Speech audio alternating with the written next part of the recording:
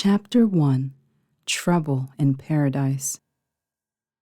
The daily grind at the law office kept Sydney Jones on her toes. The highlight of her day was the return home and a relaxing evening with Walker, head of security at her office and personal bodyguard. For their dining and special events, Walker hired security out of his own pocket so he could give Sydney his full attention. Sydney's favorite place was home, where Walker grilled or cooked some delicious dishes for their meals, followed by lovemaking into the wee morning hours. Tonight, she needed to talk to Walker about their trip to Savannah for the Georgia State Bar Association meeting. She'd received the invitation because apparently her firm was up for some awards, according to the accompanying news release. Her father-in-law, Mr. Joseph Jones, would be in attendance as he was a longtime member of the Georgia State Bar Association. She didn't think the timing was right to tell him she was in a relationship, although it had been 3 years since Ray's death. There was also the possibility that it would appall him. She was dating someone from a different ethnic group. She did not understand, but either way, she didn't want to shock him at this event by introducing Walker as her boyfriend. Her planned speech was one easily changed for the award given. If only she could deliver an eloquent request to Walker to act as her bodyguard, only in the presence of Mr. Jones and her bar association members without hurting his feelings. After they put away the dishes from their meal and poured a fresh drink, Sydney said, "I've been meaning to talk to you about our Savannah trip." Frown lines formed across Walker's forehead, expecting questions from the tone of Sydney's voice. "What's wrong?" he asked. "I haven't told my father-in-law about us and don't want to surprise him with the news in Savannah. Will you play along for the weekend in front of him and other bar association members? I hate to ask you, but it would mean a lot to me for you to accompany me as my bodyguard."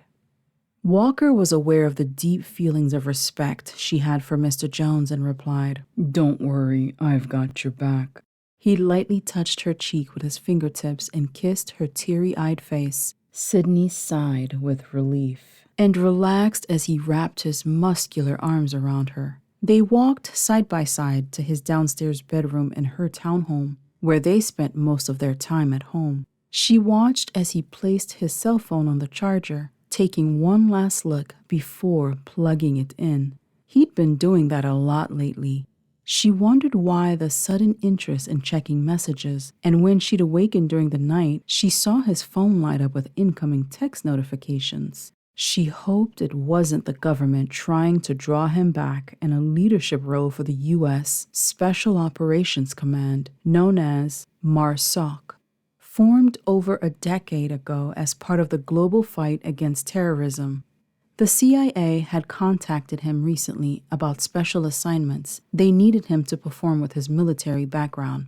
She hoped he'd stay steadfast as her security chief and decline their offers. They were building a professional and personal life together now. Walker knew Sydney noticed the rapid-fire cell calls and messages he'd gotten lately. He'd hoped the caller would understand the message he didn't want to talk and quit calling and texting. Not Roxanne. She was on a mission to gain his help for making a comeback in the music industry. The late-night calls were getting more brazen and erratic emotionally, with her slurred words promising him the moon. She wanted a bodyguard to support her latest move in the media to reclaim her crown. Roxanne was a singer-songwriter whose music took her to the top of the pop charts. Unfortunately, her status plummeted as rapidly as her stardom. She couldn't catch herself on the way down. Walker saw it coming and gave notice of his leave. Roxanne spent more than she was earning from record sales. She developed a drug habit as a way of coping with reality when her career nosedived. She'd lost her ability to write new songs, and her band members had long since moved on to hotter stars. Yet, she wanted to keep up the persona of being a successful artist. Enticing Walker to act as her bodyguard would help paint the picture she wanted the public to see.